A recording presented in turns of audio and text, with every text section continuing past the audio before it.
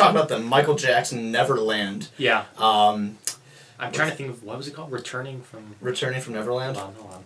It's the documentary that basically details Leaving Neverland. Yeah. Okay. Basically details Michael Jackson, his kind of darker side with Neverland.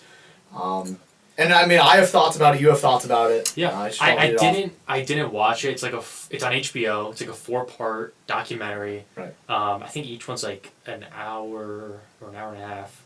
Basically, it breaks down 2 guys. They talk about their experience on the ranch, and it's been getting a lot of attention recently. One, because he's had that in the past, right? Like press about pedophilia, and then. Also, people are kind of against it because he can't defend himself, I guess. Yeah. Like, it's weird talking about it when he can't defend himself. But, I don't know. I would like to watch it, but a lot of people are saying it's tough to watch. Mm-hmm. Yeah. So, going off of what you were just saying, there's kind of, like, 3 arguments. One was he can't defend himself, which I think is just ridiculous. Like, yeah, I mean, he's dead, and he obviously can't defend himself. Yeah. But it still doesn't mean we can't talk about this. 2 was...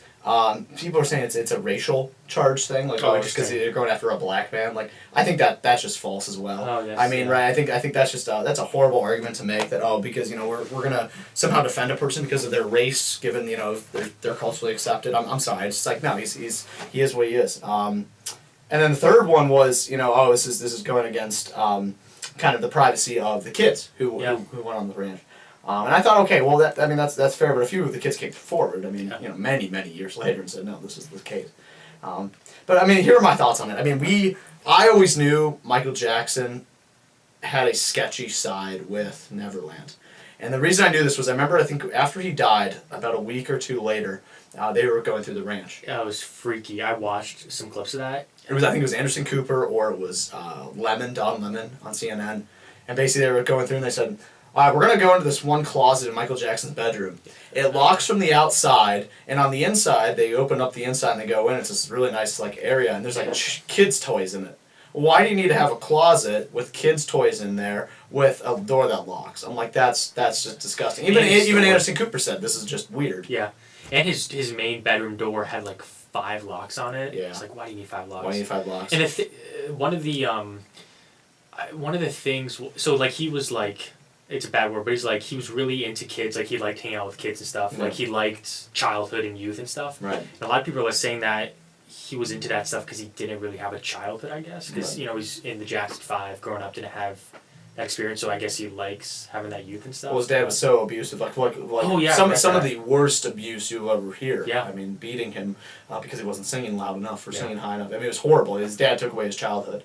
And he kind of internalized that pain, and psychologists have always said, he definitely kind of fetishized childhood because he never had it and always thought it was wrong. Yeah. And so basically by doing that, he kind of fetishized childhood.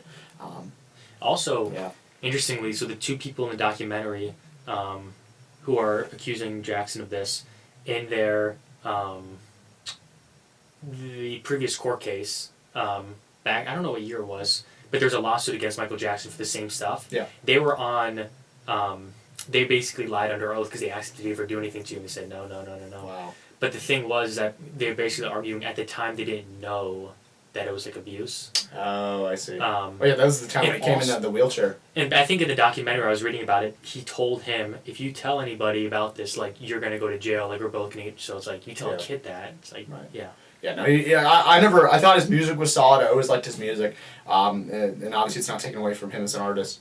But I always thought he himself was a flawed and deeply scary and kind of, horrendous man for doing stuff like that. I mean, it's just, you can't defend actions like that.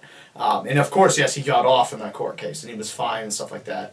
He faked an injury, so he would come in and the jury would see that, Michael Jackson's like a little sickly old man kind of now. And that's why he was in the wheelchair and stuff. It was to play the jury. I don't like that. I mean, now, Barbra Streisand at the time, I think in the 90s or early 2000s, she got a lot of flack for saying what I'm about to basically what she said, just blame the parents for dropping off their kids. Yeah. Why would you, as a parent with a 5-year-old, 6-year-old, say, oh, Michael Jackson has a ranch? Oh, I'm going to let my kids stay over there. Like, how about you let them play on the park that he has?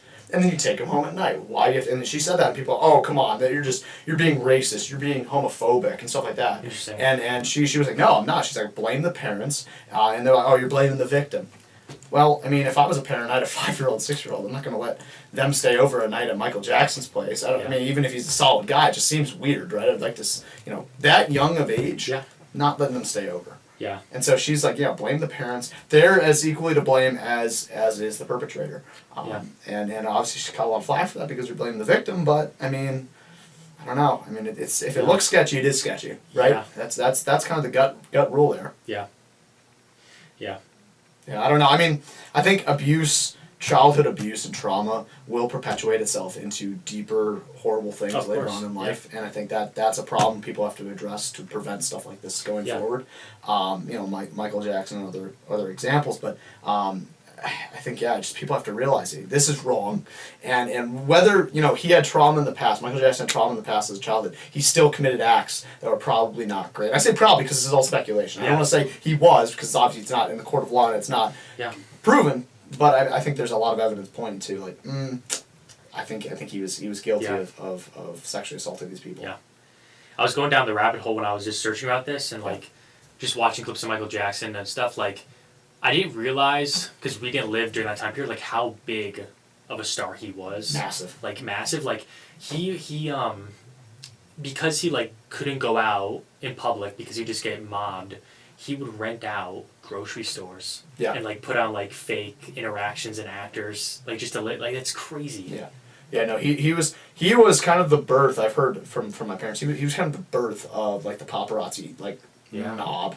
This is at the time when print newspapers and print journalism really wanted to pursue the next hot story. It was also the advent of the 24-hour news cycle, and so they needed to make news, they needed to make stories to make money. So what do? You employ a massive mob paparazzi to just swarm these people, create controversy in the form of you verbally assault the star, then they punch you. Well, now you have a news story for the next week that Alec Baldwin or Michael Jackson or whoever punched you, right? That's why Alec Baldwin always gets bad rap, is because he punched a journalist. Well, probably because they were assaulting him, trying to get him to be provoked, and then they would run a story.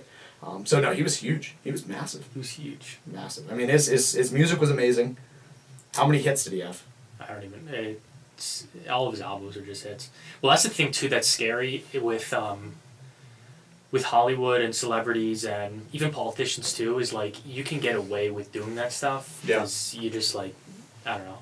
Well, actually, not really. With the Me Too movement now, they're going there is movement against it, but I don't think of Clinton, for example, and the whole email scandal and stuff. Right. Nothing happened because nothing. Yeah. Nothing happened. I mean, because they wield so much power. And this is why Weinstein all got away with it. It's well, if you want to have a career, then you have to do X, Y, and Z, and it was obviously sexual assault, because they're employing people who are nobodies, right? And they have no clout, and that clout perpetuates them to now do stuff. So it's the same way. It's they could get away with it at the time. Now it's coming to the surface what they did, but at the time they could get away with it because no one's gonna speak out against Michael Jackson. No one's gonna speak out against the Catholic Church, for example, right? I mean, that's true. It's so they have such clout that they can't really go against it. It's dark. Yeah. So.